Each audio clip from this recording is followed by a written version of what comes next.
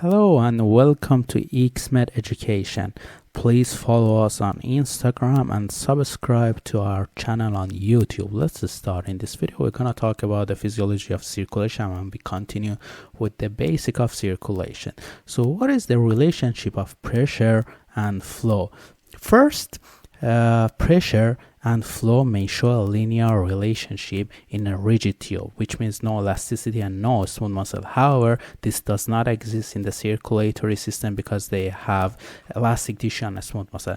Critical closing pressure is when vessels completely collapse. Look at this graph for better understanding. At 20 millimeter of mercury, will be critical closing pressure and artery will collapse. And we have two type of vessel, long time and kidney type. As you see, with increase in pressure, flow increase in long time, and in the kidney type there will be some autoregulation, and after some point flow will be constant. So we have two type of vessel, long type vessels. Their role is adapting to change in cardiac output, so flow over the pressure slope increase, so resistance decrease to ensure high blood flow. Function is maintaining by the high compliance of the vessel and a smooth muscle inside the vessel wall. As pressure increase, a smooth muscle relax and vasodilation happen in this type. In kidney type vessels, the role is keep blood pressure at a constant level, so a steady state curve, because they are giving blood to the vital organs like renal, coronary and cerebral vessel, and they always need to keep the constant blood flow. Flow pressure slope decrease, so resistance increase to ensure constant flow.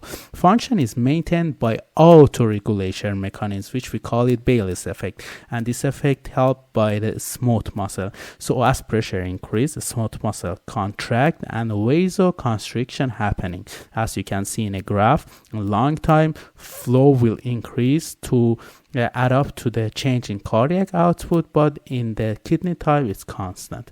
Viscosity and hematocrit viscosity relationship. What do we mean by that? So resistance to flow results from geometry of fluid by itself. So blood viscosity is about 3 times more than the water viscosity because of the blood cells. And look at these two graphs. As you see, if hematocrit increase, viscosity increase, and viscosity and diameter, as you can see, if diameter increase from some point, there will be constant viscosity. Hematocrit is the volume percentage of red blood cell in the blood. So viscosity of blood decrease progressively as the tube diameter decrease below a value of about 0.3 millimeter. The arterial diameter is less than this value, which shows the role of arterioles in modifying the viscosity of blood, as I explained in the picture. So the arterial system, what is the arterial system? Look at this. We have systolic blood pressure of 120 millimeter mercury, diastolic pressure of 80 millimeter of mercury, and we show it by 120 over 80. We have pulse pressure, which is the difference between systolic and diastolic, and we have mean arterial pressure, which is 2 times diastolic pressure plus systolic pressure divided by 3. Because of compliance, the pressure decreased from aorta to almost no pulsation by the time that blood reached to the capillaries. Elasticity saves power from heart contraction. So vessel descended in systole and they recoil back in the diastole, so they can keep a steady flow. We call it Wind-Kessel effect. Elasticity reduces the work of the heart. So if elasticity decreases, the heart pumps blood with more pressure, because afterload increases. In aging, elasticity decreases, so afterload will increase and high blood pressure and work of the heart is needed. So if blood pressure was constant, there would be no flow. So this difference between the systolic and diastolic help the fluid to flow. Determination of blood pressure. So what factor determining blood pressure?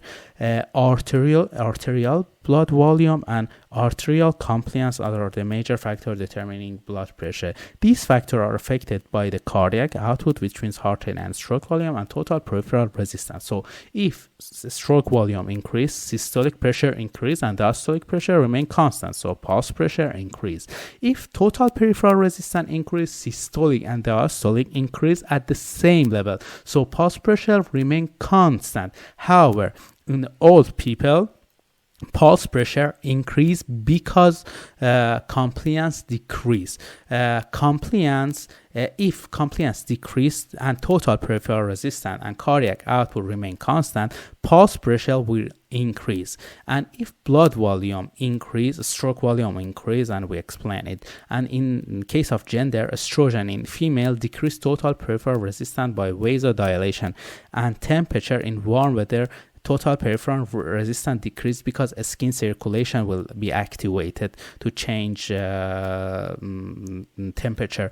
Hormonal changes, exercise, and gravity also affect on a blood pressure. For example, in exercise by heart rate changes, and in gravity by standing and lying position it will be changes, and hormonal changes we explain it, for example, as estrogen or testosterone, they can affect. Thank you for watching.